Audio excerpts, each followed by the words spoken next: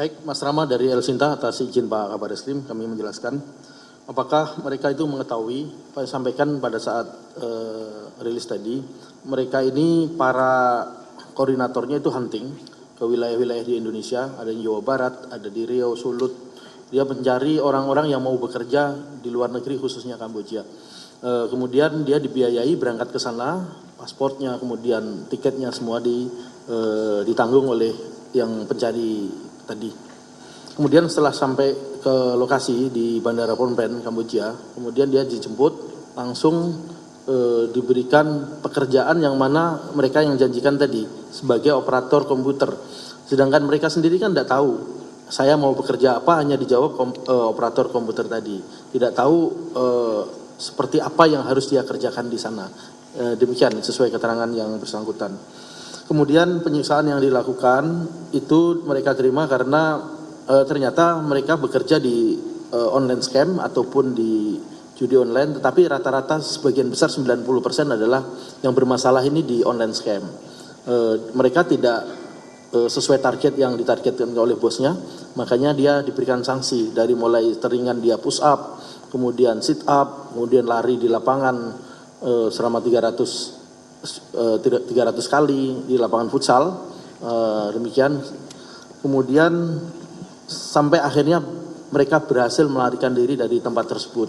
Jadi peluang melarikan diri itu pada saat dia diajak makan keluar bersama. Pada saat lengah bosnya ataupun pengamanannya itu dia melarikan diri ke Phnom Penh, ke KBRI. Kemudian 600 orang yang masih di sana ini kurang lebih ada satu dari saudara kita yang hadir di sini itu bergabung dengan 40 orang warga negara kita. Ada satunya lagi 30 orang. Jadi total kurang lebih 600 orang itu ada yang satu tim juga, tetapi tim-tim yang lain juga banyak di sana.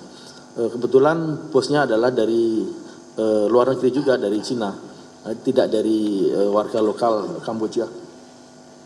Mungkin itu jawaban kami, Mas Rama, dari pertanyaannya. Terima kasih. Pelaku yang teridentifikasi tadi itu warga negara kita atau bukan, posisinya di mana? Tentunya untuk perekrut itu ada di posisinya di Indonesia.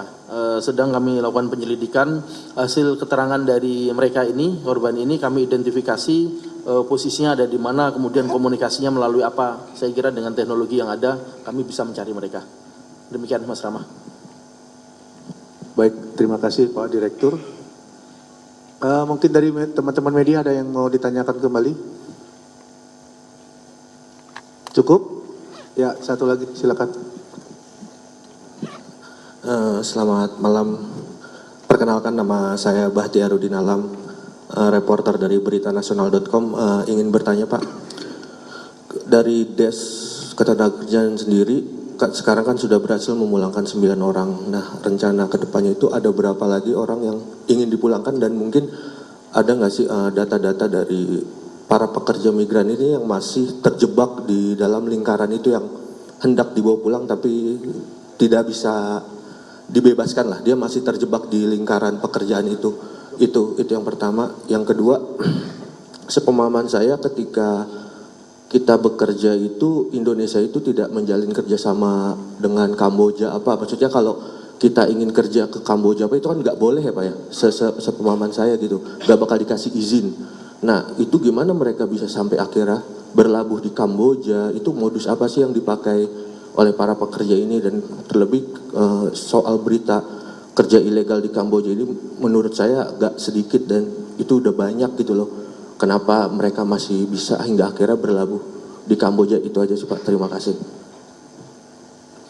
Baik, saya menjawab dari beritanasional.com. Jadi untuk sisa yang lain kami sudah lakukan koordinasi dengan Pak Duta Besar tadi pagi. Saya ketemu dengan beliau. Beliau sangat concern tentang hal ini. Beliau sangat menaruh harapan dengan tim yang ada sekarang ini, Des Tenaga Kerja, dan berkolaborasi dengan stakeholder yang ada. Harapannya ke depan itu data 600 orang itu lengkap ada, dari mana asalnya dan bagaimana dia kondisinya di sana, kemudian dia bekerja di mana, lengkap sekali. Mungkin ke depan atas izin ataupun perintah pimpinan kami upayakan koordinasi dengan stakeholder yang ada di Indonesia juga, mungkin Direktorat TPPO, kemudian Hubinter, kemudian PP2MI dan sebagainya. Oleh sebab itu mohon dukungan dari semua yang ada sehingga kami bisa melaksanakan lanjutan sisa dari 9 orang ini, kurang lebih 600 orang masih ada di sana. Kemudian kegiatan-kegiatan yang lain tidak hanya penegakan hukum, tentunya perlu pencegahan, yang mana peran serta dari aparat penegak hukum lokal juga perlu untuk proaktif. Kami sudah koordinasikan dengan Pak Menlu tadi juga untuk mendorong penegak hukum Kamboja, kepolisian Kamboja untuk melakukan penegakan hukum di sana, sehingga nanti kami tinggal melakukan penegakan hukum kepada yang merekrut di Indonesianya. Jadi saling sinergi sehingga tindak pidana perdagangan orang ini ataupun online scam bisa diberantas di wilayah Kamboja dan pelaku-pelaku yang ada di Indonesia juga tidak berangkat ke sana. Demikian, Mbak. Mungkin dari